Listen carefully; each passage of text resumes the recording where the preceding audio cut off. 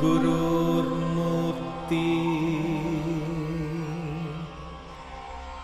पूजामूलं गुरुपदम् मंत्रमूलं गुरुर्वाक्यम्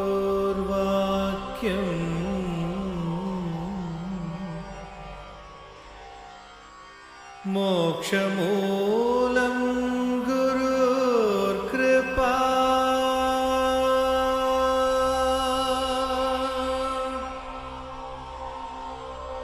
ॐ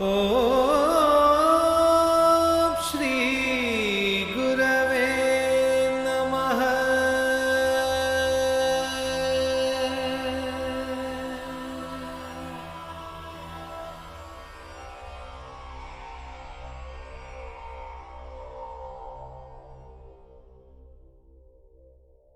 అందరికీ శుభాకాంక్షలు. శివానుగ్రహ సిద్ధిరస్తు. మీ అందరికీ ఇప్పుడు చేసిన శివారాధన సత్ఫలం. అందరికీ శివానుగ్రహం వల్ల లభించనుగాక.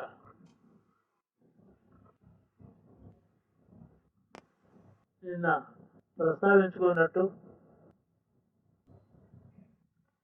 పూర్వం ఏ శతాబ్దంలోనూ గడిచిన కాలం కంటే కూడా ఈశ్వరానుగ్రహం యొక్క ఆవశ్యకత నేడు మనందరికీ అత్యధికంగా ఉంది. కాలస్వరూపం అట్లా ఉంది. కాలంలో లక్షణం ఉంటుందా? కాలం అంటే గ్రహముల యొక్క నడక వలన కాల స్వరూపం స్వభావం మారుతుందా అని ప్రశ్నిస్తే, కాలంలో శుభాశుభములు అనే లక్షణానికి హేతువైనది ప్రాణికోటి యొక్క ప్రవర్తన మాత్రమే. తదనుగుణమైనటువంటి ఫలములను సూచిస్తాయి మాత్రమే గ్రహములు. మనుష్యులు, మనోబుద్ధి చిత్త అహంకారములు కలిగిన మానవులు ఇక్కడ స్వేచ్ఛ చేత పాపమైనా చేయగలరు, పుణ్యమైనా చేయగలరు, బంధనంలో ఉండగలరు, ముక్తిని పొందగలరు. మహర్షులై యోగులై దేవతలను మన్నన పొందగలరు, బ్రహ్మలోకానికి వెళ్ళగలరు. విధి బాగా లేకపోతే దుష్కర్మ చేత పాతాళ లోకంలో ఉండేటువంటి నరకాన్ని కూడా పోగలరు. మిశ్రమ కర్మ ప్రతి జీవుడి యందు ఉంది. అలాంటప్పుడు అనేక శతాబ్దముల నుంచి గడిచిన చరిత్రలో మొత్తం మానవ జాతి చేసినటువంటి సామూహిక కర్మలో స్వేచ్ఛ చేత మనుషులు చేసినటువంటి కర్మ యొక్క స్వరూప స్వభావాలు ఎట్లాగా ఉన్నాయో దానిని బట్టి ఒకానొక కాలమందు ఆ సామూహిక కర్మ యొక్క ఫలము ఒక్క మాట లభిస్తుంది. అనేక శతాబ్దములలో మనుషులకి ఈశ్వరుడు ఎలాంటి లోటు చేయలేదు. ప్రధానమైన అనుగ్రహం ఏమంటే ధర్మబోధను మనకు అందించాడు ఈశ్వరుడు. సుఖాలు ఇవ్వడం, రాజ్యాలు, ఐశ్వర్యాలు ఇవ్వడం కాదు, ధర్మాన్ని, ధర్మ జ్ఞానాన్ని అనుగ్రహించాడు మనకు ఈశ్వరుడు. తద్వారా సుఖులై శాంతులై ఊర్ధ్వలోకములను పొందండి, ఈ బంధం నుంచి విముక్తిని పొందండి అని 1000 ముఖాలుగా మనకి బోధ చేశాడు పరమేశ్వరుడు.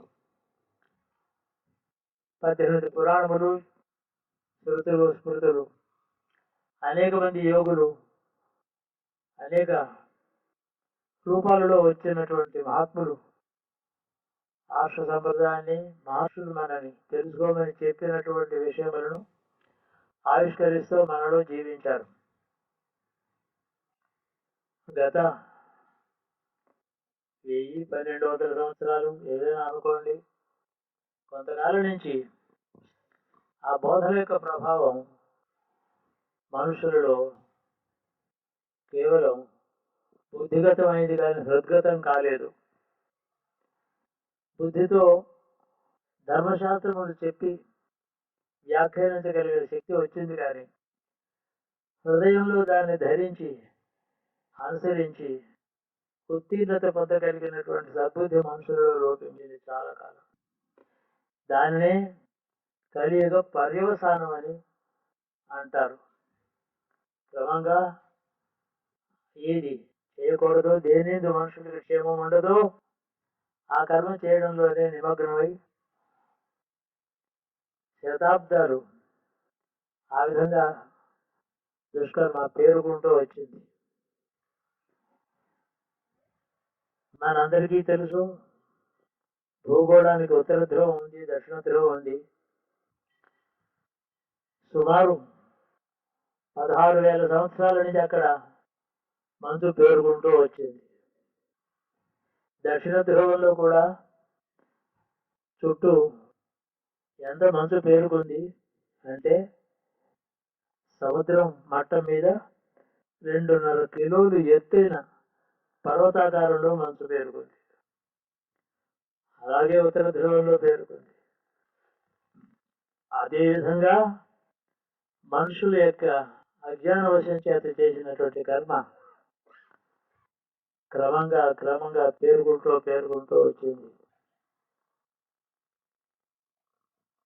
ఆ విధంగా పేర్కొనే కర్మఫలం ఎప్పటికప్పుడు స్వల్ప రూపంలో, సూక్ష్మ రూపంలో ఖర్చు కాక సామూహికమైన ఒక మహాఫలాన్ని ఏదో ఇవ్వదలుచుకున్నప్పుడు యుగాంతాన్ని సూచించేటటువంటి ఒక పెద్ద ఫలంగా అది పేరుకుంటూ వచ్చి ఒక కాలాన్ని అది సూచిస్తుంది. అజ్ఞానం అంటే ఏమి? జ్ఞానం లేకపోవడమేనా? జ్ఞానము, అజ్ఞానము, విజ్ఞానము, విపరీత జ్ఞానం అని కూడా ఉంది. అజ్ఞానం అనే యుగాలలోనూ ఉంది. కలిలోనే మాత్రం ఉన్నటువంటిది విపరీత జ్ఞానం. ఇది బాగా పురాణ సారంగా గుర్తుపెట్టుకోండి. విపరీత జ్ఞానం పూర్వయుగాలలో లేదు. అజ్ఞానము, జ్ఞానం మాత్రమే ఉంది. విపరీత జ్ఞానం అంటే లేనిది ఉన్నట్టుగా నిరూపించేందుకు చేసే బౌద్ధికమైన ప్రయత్నం పేరు విపరీత జ్ఞానం.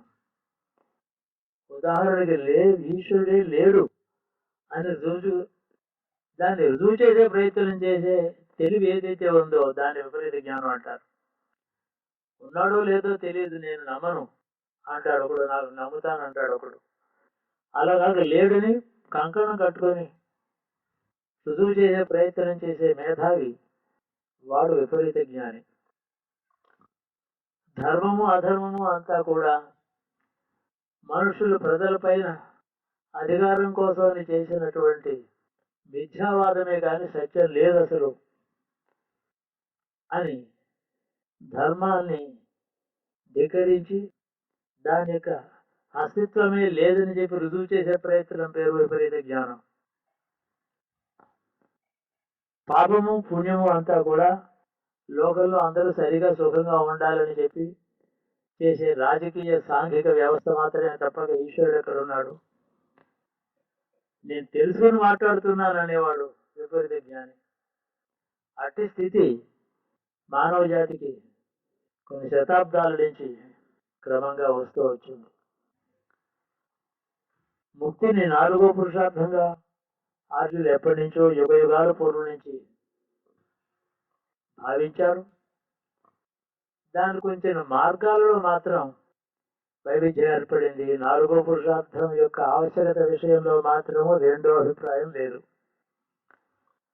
బుద్ధుడు, జైన మునులు ఏదైతే మళ్ళీ పునర్జన్మ లేకుండా చేయాలని అనుకున్నారో, దేనిని వైదిక మార్గంలో మోక్షం అని అనుకున్నారో, అట్టి ఫలాన్నే వేరే పేరుతో పిలిచి దానికే మార్గాలు చెప్పారు. అది ఒక విపరీత జ్ఞానం కాదు, నూతన మార్గావలంబనం, మరొక మార్గం. అది క్రమంగా రాగా రాగా ధర్మం అనేది లేదని చెప్పిన వాదం, ఈశ్వరుడు లేదని చెప్పిన వాదంలో సామాన్యులకి అది రుచికరంగా ఉండడం, దాన్ని అనుసరించడం జరగడం కలి ధర్మం, కలి యొక్క స్వభావం. అదే కాలంలో ఋతువులు ఉన్నాయి, వేసవికాలం ఉంది, చలికాలం ఉంది, వర్ష ఋతువు ఉంది. అలాగే కాలంలో యుగములలో కూడా లక్షణ స్వభావం భావాలు మారుతూ ఉంటాయి. దాన్ని బట్టి మనుషులు ఉంటారా, మనుషుల స్వభావాన్ని బట్టి ఆ యుగాలు ఉంటాయా? రెండు పరస్పరం అవినాభావంగా ఉన్నటువంటి అది. మనుషులు వేసవి కాలంలో వేడి ఎక్కువ కావడానికి మనుషులు చేసింది ఏమీ లేదు, దాని అంతటి కాలధర్మంగా వస్తుంది. అలాగే ప్రధానంగా యుగధర్మం ఉంది, దాన్ని బట్టి జ్ఞానాజ్ఞానములు హెచ్చుతగ్గులు అవుతూ ఉంటాయి మనుషులు అని పెద్దలు అంటారు.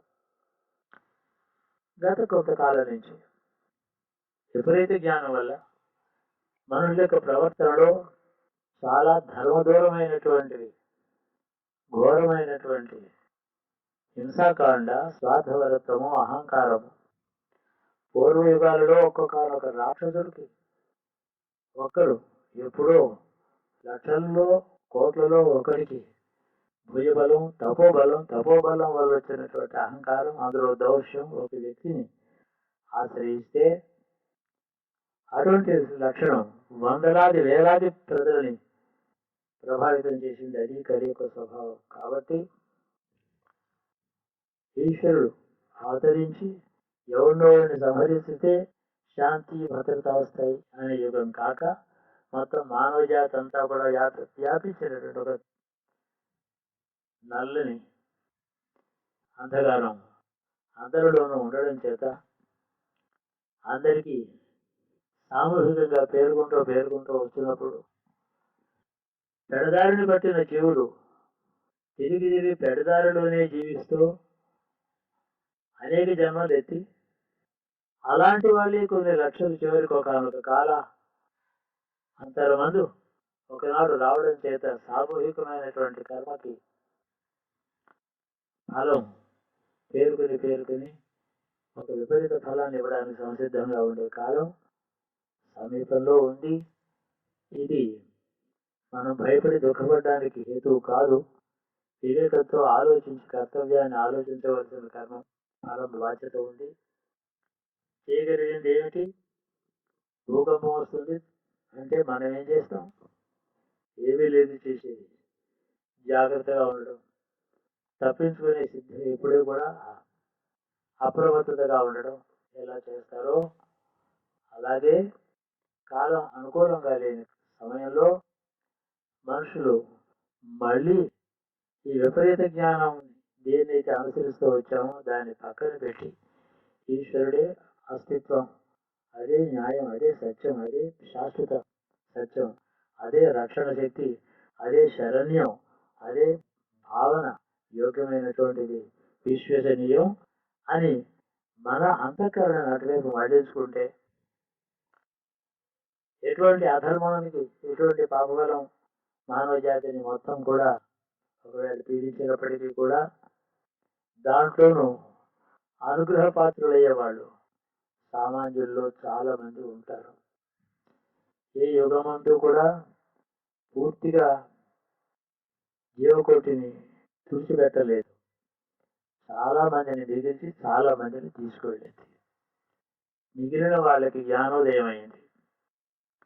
ఆ జ్ఞానోదయం ఆ ప్రళయం వచ్చేదాకా వేచి ఉండక ముందుగానే దానిని మనసులో భావించడం కర్తవ్యం. అటు శివభక్తి, అటు విష్ణుభక్తి, వాటికంటే ప్రధానంగా అవి నామరూపములతో భయంతో ఆశతో చేసేటటువంటి ఉపాసన మాత్రం కాక ధర్మమందు భక్తి ఉంటే ఆ రెండు రూపాలు మనకి ప్రసన్నం అవుతాయి. ధర్మమే కావాలి. కొందరికి తెలుగు రాదు అందుకని రెండు మాటలు ఇంగ్లీష్లో చెప్తాను. For the past some centuries, the man's ego went on growing to its limits, and ignorance is one thing, knowledge is the second one.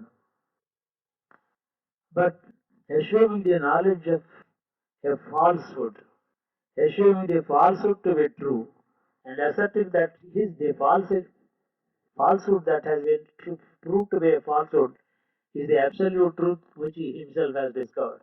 This is known as the Viparita Jnanam.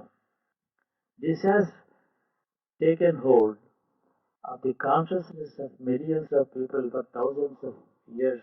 Now they have denied the existence of God. Therefore, there is an assertion that no dharma is necessary to be followed.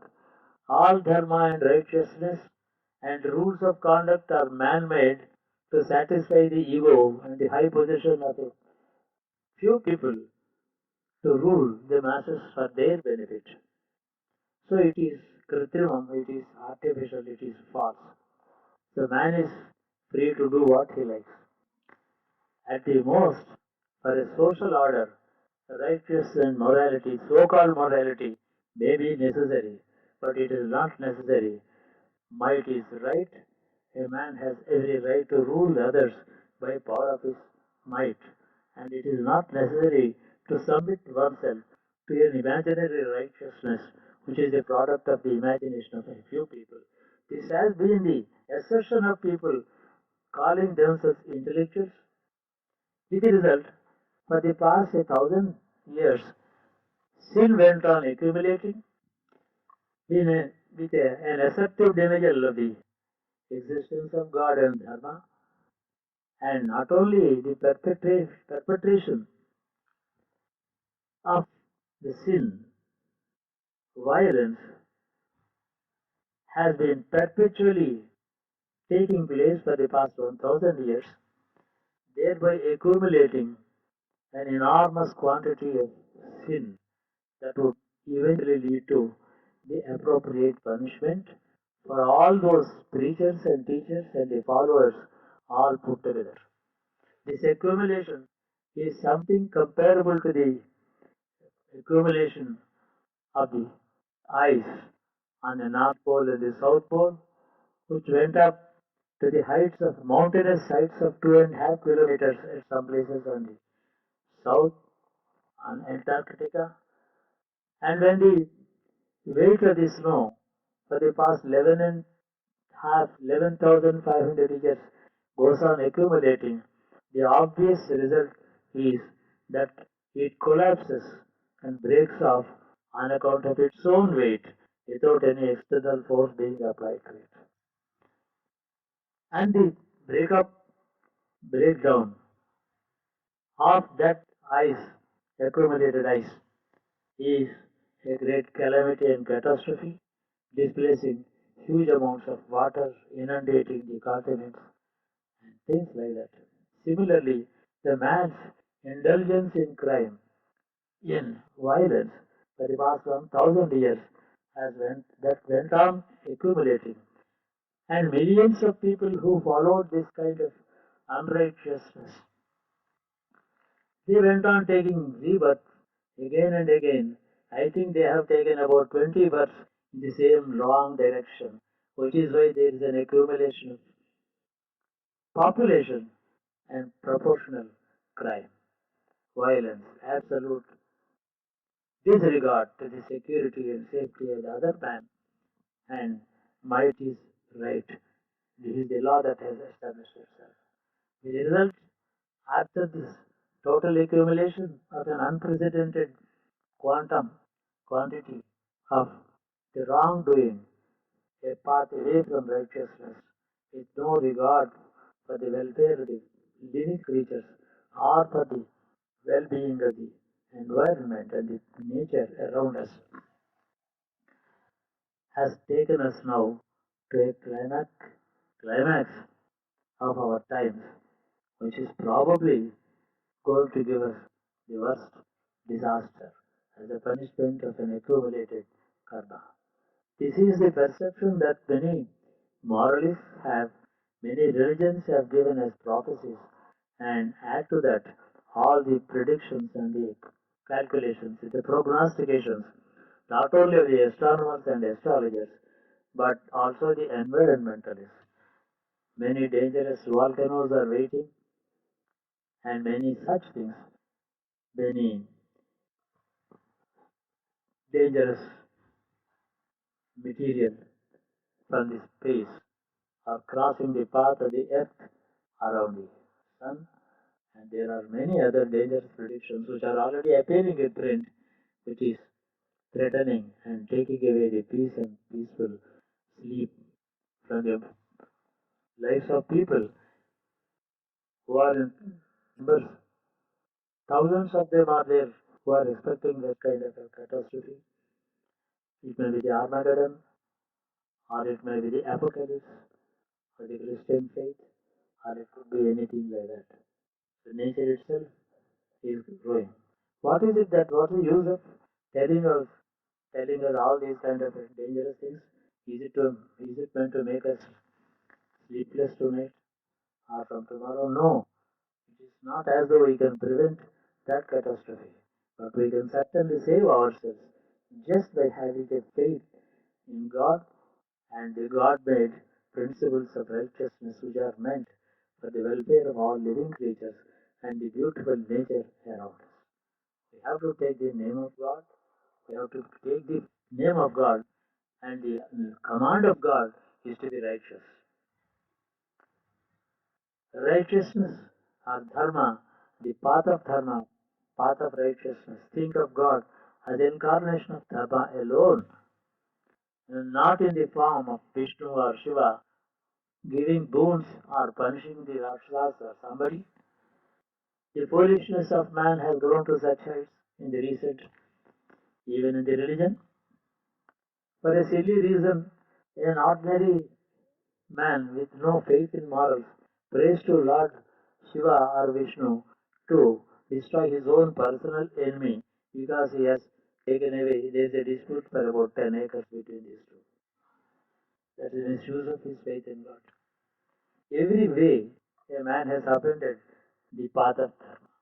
So all the entire humanity which has, about in the last 50 years, the growth of the population globally, it was 2.5 billion earlier. It is now 6.8 billion today. This growth is within the span of 38 to 40, 42 years. Why is this growth? What is the result? What is meant to be experienced tomorrow? Where are we heading to is a very relevant question. Before long, before it is too late, let us turn our attention and minds to the inherent lingering faith on God, which is inside your own bottom of your heart. It is there, but we have deviated from that. We have been tutoring ourselves, we have been telling ourselves not to believe, although there is a fear of belief. So that is how a man has started treading on a doubly dangerous path. But the consciousness is telling you, conscience is telling you something. The mind, the crooked mind, the foolish mind is diverting the mind away from. This is a very dangerous situation we have arrived at. Let us all develop and remind ourselves of the existence of God and Dharma in our own interest so that there can be no catastrophe that wipes off the entire life on earth. Still, at the every Yoga Sandhi, there were survivors. Millions of survivors, millions of people's life was washed away. But those survivors, what they survived with a lesson, with a guidelines before them, before a path that was to be followed for future, for good. So it was a kind of conversion from right to wrong to right. That was Yoga Sandhi. People say it is ahead of us. I am not predicting anything, but there is a truth in what I said, in accumulated karma has allowed us to grow into billions. 6.5 billion are living on the earth today, all with controversial and cantankerous attitude towards each other. No two human beings are able to love each other.